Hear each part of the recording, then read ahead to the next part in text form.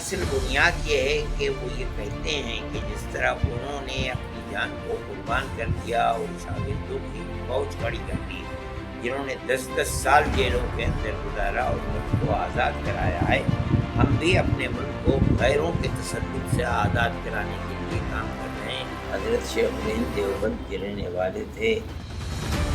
आतंकवाद और देवबंद दारुल उलूम ये एक सिक्के के दो पहलू हैं। कई बार देवबंद से और आतंकवादी पकड़े गए हैं और दुनिया में कहीं भी कोई आतंकी घटना हुई है तो वो देवबंद से उनके संपर्क और संबंध मिले हैं। पूरी दुनिया को जो तालिबानी विचारधारा में ढालकर और तालिबानी ये बनाना चाहते हैं, भारत के लिए खतरे की घंटी है। जमीयत उलेमा हिंद की राष्ट्रीय अध्यक्ष मौलाना अरशद मदनी ने तालिबान और देवबंद को लेकर बड़ा बयान दिया है। अरशद मदनी ने साफ किया कि तालिबान को देवबंद से जोड़ना गलत है। साथ ही हमला बोलते हुए कहा कि कुछ मौका परस्त लोग बेवजह भ्रम फैला रहे हैं। अरशद मदनी ने कहा कि लगातार अफवाह उड़ाई जा रही है कि तालिबानी देवबंद के पढ़े हुए हैं। सच ये है कि तालिबानी नहीं बल्कि उनके पूर्वजों ने देवबंद में तालीम ली थी। मुल्क की जंग आज़ादी की एक बड़ी मुहिम चलाने वाले शेख उल हिंद हज़रत मौलाना महमूद हसन देवबंद के थे। उन्होंने ही अफगानिस्तान पहुंचकर इस तहरीक का बड़े पैमाने पर संचालन किया था। उस समय इस मुहिम से जुड़े लोगों ने शेख उल हिंद को अपना आदर्श माना। उसके बाद उन्होंने आज़ादी के अलग को अपने अंदर चलाया। मेरे ख्याल में ऐसी बात नहीं है। इसका असल सबब वो ये कहते हैं कि हमारे इमाम हज़रत शेख उल हिंद देवबंद के रहने वाले थे। दारुल उलूम देवबंद के सदर मुदर्रिस थे और अपने ज़माने में सबसे बड़े आलिम थे। लेकिन अंग्रेज़ की दुश्मनी उनके रगो रेशे के अंदर सरायत थी। फिर अंग्रेज़ ने उनको पकड़ा और पकड़ कर उनको माल्टा की जेल में बंद किया और 4 साल वो वहाँ रहे। उन्होंने हिंदुस्तान में अंग्रेज़ हुकूमत के ख़िलाफ़ सबसे पहले वो आदमी हैं जिन्होंने अफ़गानिस्तान के अंदर आज़ाद हिंद हुकूमत कायम की थी, जिसका सदर महाराजा प्रताप सिंह को बनाया था और मौलाना बरकतुल्लाह साहब भोपाली को वज़ीर आज़म और उनके शागिर्द हज़रत शेख उल हिंद रहमतुल्लाह अलैह के शागिर्द यहाँ के पढ़े हुए मौलाना उबैदुल्लाह सिंधी रहमतुल्लाह अलैह को वज़ीर ख़ारिजा बनाया गया था।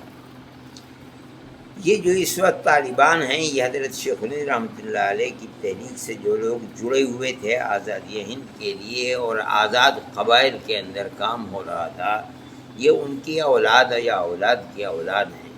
इसलिए ये अपना इमाम उनको बनाते हैं। ये कहते हैं कि वो हम जिस तरह उन्होंने अपनी सारी ज़िंदगी मुल्क की आज़ादी के लिए यानी इस्तेमार गैर ताकत के चुंगल में मुल्क फंसा हुआ था, आज़ादी के लिए काम किया था, इसी तरीके पर हम भी उनके रास्ते पर चल रहे हैं। बस इतनी बात है।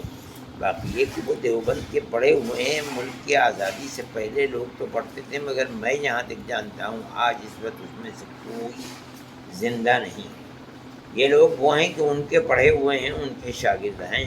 लेकिन असल बुनियाद ये है कि वो ये कहते हैं कि जिस तरह उन्होंने अपनी जान को कुर्बान कर दिया और शागिर्दों की फौज खड़ी कर दी, जिन्होंने 10-10 साल जेलों के अंदर गुजारा और मुल्क को आज़ाद कराया है, हम भी अपने मुल्क को गैरों के तसल्लुत से आज़ाद कराने के लिए काम कर रहे हैं। तो गोया कि जो लाइन उन्होंने दी थी और उसके ऊपर वो ज़िंदगी भर काम करते रहे, हम भी उसी लाइन पर चलने वाले हैं।